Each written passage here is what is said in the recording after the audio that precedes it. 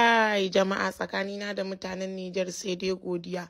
Nan da kuke ganin su dukkan su 'yan Nijar ne na fito. Murja ya ga men muna yin mi selfie cikin annashuwa da farin ciki. Wasu ya cewa ko wani ka za masu yanki na ce ba ni da wannan issue din. Ku zo mu kakkafta selfie to ubangiji Allah ya kai ku gida lafiya, Allah ya sauke ku lafiya.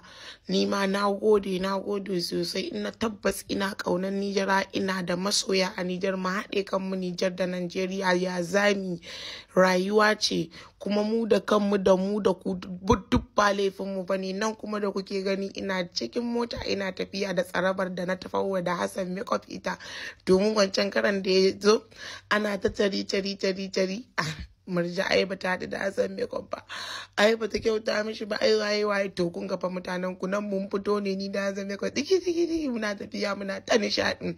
To ubangiji Allah ya sauke ka lafiya Hassan, really miss you, kuma insha Allah ni ma zan zo har cikin Nijar da izinin Allah. Inda ya hango ni daga nesa laga Murza is the Murza for me. Murja ya ga men ya san